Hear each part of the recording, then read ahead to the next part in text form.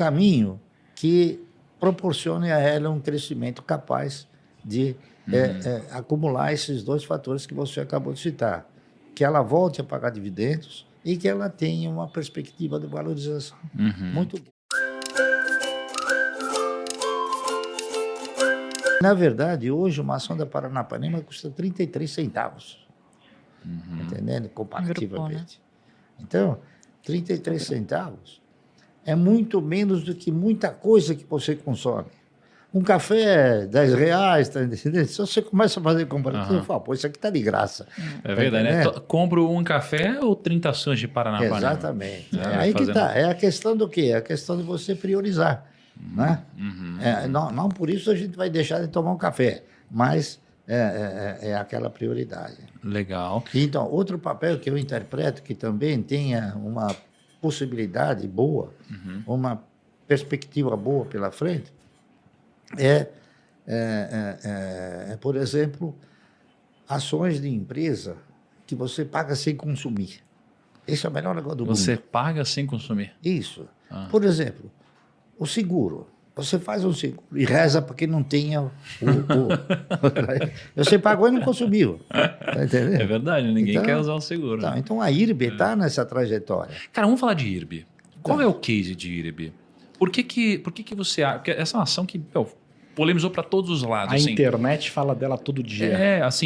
Hoje você acha que é uma boa apostar no projeto de IRB? E quais são os pontos que você acha que fazem isso daqui se tornar um investimento favorável, por exemplo?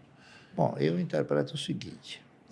A IRB é uma empresa que tem dois grandes acionistas. Os dois maiores acionistas da IRB são dois bancos. E não é o Warren Buffett, não? Não, não é. Não, porque... Fake news. Alguém já insinuou que talvez ele fosse, participar de uma estrutura melhor em termos de seguros. Mas são o Bradesco, tá certo? E o Itaú. Eu costumo dizer o seguinte, eu interpretei que tanto o Bradesco como o Itaú, eles foram responsáveis por indicar aquele gestor que fez e que promoveu, né, uma administração fraudulenta. Está correto? Hoje é voz corrente disso. E o próprio administrador está sendo processado nos Estados Unidos em virtude de ter relatado e oferecido informações não válidas, tá certo? Informações.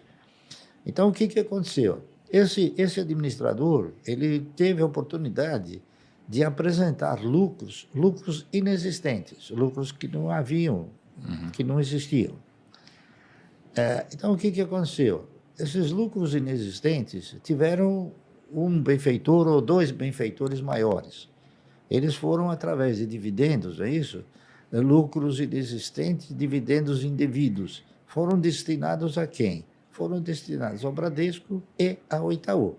Então, a responsabilidade de fazer ressurgir essa empresa está na mão deles, tá? Não está na mão dos acionistas.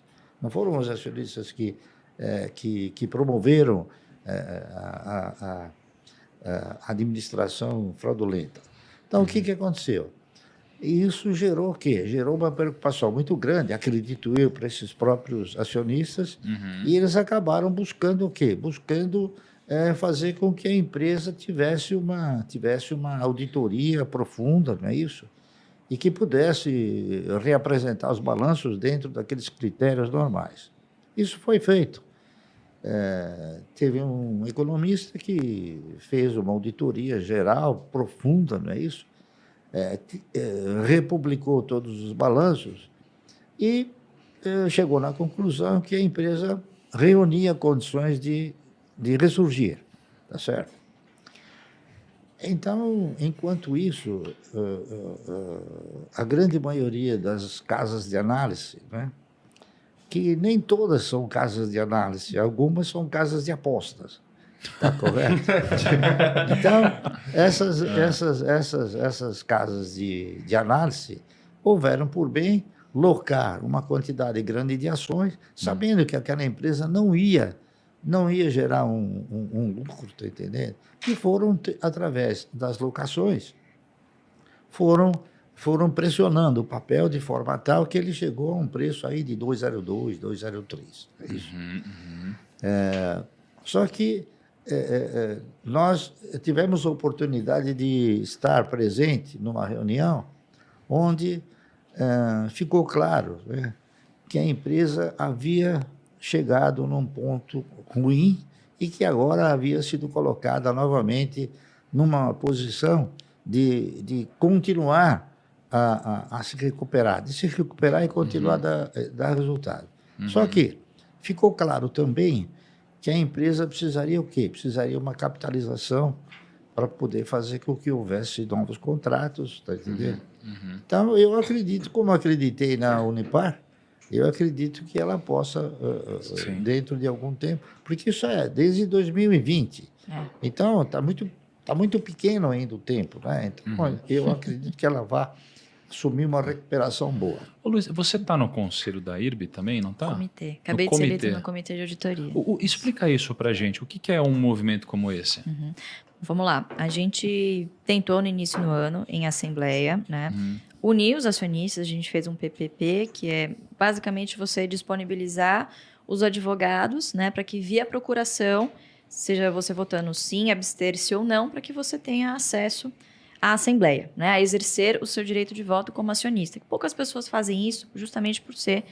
primeiro, ninguém quer ir na reunião de condomínio, né? É um negócio muito chato. Horrível. Mas eles sempre se resolvem lá. Então, exatamente. Mas numa dessas é que você acaba perdendo o controle. E por ser uma empresa sem controlador definido, é importante que haja essa união de todos os interessados, né? E geralmente esse interesse acontece quando as pessoas estão no prejuízo. Então, reunimos essas condições, né? Juntamos 100 milhões de ações, né? Ele tem 20 milhões, ou seja, 80 milhões 30 milhões. Agora, mas na época 20. 20, né? 20 e pouco. 20 milhões de ações, então 80 vieram de outros acionistas que se interessaram, que compraram a ideia e falaram, não, beleza, vamos votar. Só que Bradesco e Itaú juntos têm cerca de 27%, 28%. Então, perdemos e não nos elegemos para conselho fiscal, né?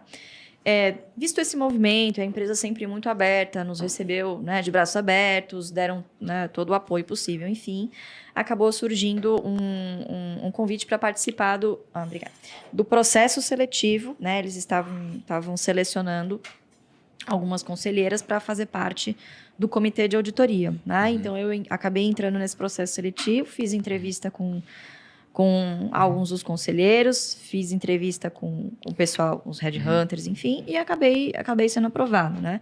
Então, o que o comitê de auditoria faz? Diferentemente do conselho fiscal, como o nome sugere, ele fiscaliza as ações dos administradores.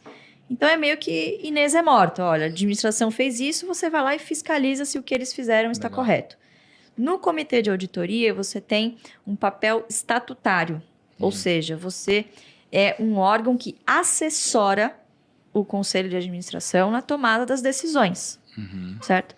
Então, no comitê de auditoria, lá a gente vai ter acesso a toda a parte intrínseca da empresa, né? Diferentemente do que se faz no conselho fiscal, né? Entendi. Então, eu acho que é uma oportunidade realmente do acionista minoritário, aquele que efetivamente está no prejuízo, de se sentir representado lá dentro, né? E eu dividiria esse período que eu estou por lá em duas fases, né? Acho que é o primeiro, passar a segurança, toda a transparência, a empresa quer fazer isso, de que a situação fraudulenta que se colocou lá dentro, ela não existe mais, né? Por quê? É uma empresa que faz seguro para as seguradoras. Se o seguro é um negócio que vende confiança, então a que vende confiança para a seguradora tem que ser duplamente confiável. E o que há ali no IRB é uma crise de credibilidade, e com razão, né? Eles não foram transparentes, balanço fraudulento, como eu disse. A segunda fase é, passado esse período de descrença do mercado, a empresa precisa começar a mostrar resultado, né? E está correndo atrás, inclusive a informação pública saiu no primeiro trimestre, que está buscando formas de se capitalizar novamente. Então, o mercado ele trabalha com expectativas. Atualmente, a gente não sabe quanto vale o IRB, porque nunca viu essa empresa rodando num nível normalizado, vamos dizer assim, né? O problema é, quando o mercado souber, muito provavelmente o preço será outro. Os IRB estão representados por vocês lá, é isso, né? Exatamente. Essa é a mensagem. É uma empresa que vale 2,5 bi em caixa. Ela tem em caixa isso? Desculpa, em valor de mercado. Em valor de mercado. Tá. Deve ter o quê? Uns 10 bi em caixa. E em caixa também ela tem um valor Tem, extraordinário. assim, muitas Só que vezes não o é caixa. Mas dela. não é o caixa dela, né? Não é Claro, dela. claro. São ativos que estão lá em garantia. Mas mesmo assim, se você olha sob a perspectiva gerencial, contábil, que a gente está acostumado, é uma liquidez Total, extraordinária. Mas existe ali uma liquidez regulatória que precisa ser atingida. Agora, falando em empresas num setor perene, eu acho que seria interessante saber quem é a empresa que faz essas garrafas de café, cara. Porque não importa o lugar que eu vou, é sempre a mesma garrafa de café. Sim. Você reparou? Perene. Não importa Essa a é classe perene. social, não importa. É sempre igual a garrafa de café. Quem faz essas garrafas é a Aladim. É Aladim? É um ex-presidente da... Como é que chama? Do Rotary Club. Olha. E café de fazenda, Não, né? cara, Negócio quente, o todo pico Passadinho. tá tudo quente, a colher quente. Termolar. Aí, ó. Olha aí, Passado. 9 em cada 10 bilionários usam essa, Usam termolar. essa caneca. Ô, Barsi, cara, imagina o seguinte, ó. Vocês têm um processo de escolha de ativos, né? Se fosse para explicar como escolher uma boa ação para comprar, qual seria o passo a passo? Bem, quando o cidadão não tem cultura de investimento, ele terá que recorrer a um profissional, evidentemente, que vai poder elucidar e transmitir as eventuais oportunidades, a oportunidade de eventuais resultados, não é isso? Você então analisa o projeto. Nós o que fazemos é analisar os projetos. Eu vou citar, por exemplo, o seguinte. Pega um bom case hoje. A IRB, por exemplo, ela é um novo projeto. Está entendendo? É um novo projeto, uma nova administração. E agora, com o comitê de auditoria, eu conversei com um dos participantes do comitê de auditoria, que é uma pessoa muito amiga, não é isso? Muito competente, e ele disse o seguinte: Barsi, hoje a IRB não vai mais assinar contratos que assinou no passado. Está entendendo? Então, os contratos que viriam agora seriam contratos que ostentem a perspectiva de bons resultados. Então, é o seguinte, tem coisas que o ex-administrador falou que a gente eu não sei, não posso provar, está entendendo? Mas ele falou muitas coisas ruins em relação aos bancos, não é isso? Então, agora a gente vai ter uma segurança maior. Por quê? Porque além de ter essa pessoa amiga, você vai ter alguém que vai chegar e falar: não, esse contrato não é bom. Está entendendo? Então, o que aconteceu também? A IRB tinha um contrato que veio de um dos bancos, está entendendo? Na qual ela assegurava ao cidadão uma indenização por Covid no Chile. Então, quer dizer, durante o período de pandemia, isso se acentuou. Então, os sinistros eles foram evoluindo de uma forma bastante intensa. Então, eu acredito que isso não vai acontecer mais. Pode até haver uma outra pandemia, mas talvez eles não façam um novo contrato como fizeram no final, entendeu? Então, o princípio de seleção é esse princípio de você avaliar o futuro também, de você olhar não só o presente, como você também olhar para o futuro. Está entendendo? Vou só citar mais um projeto que a gente analisou e avaliou recentemente. Interpreta que vai ser uma coisa muito favorável, não é isso? Recentemente, o Grupo Votorantim, eles acabaram fazendo um processo de fusão, não é isso? E incorporaram a uma nova empresa chamada Auren, está correto? Uma estrutura hídrica, né? Uma usina hidrelétrica chamada Porto Primavera, que foi uma das usinas criadas pela CESP, não é isso? E programaram uma outra diretriz, diria melhor, não é? De não ficar somente na geração com a base hídrica, e sim partir para outras bases energéticas.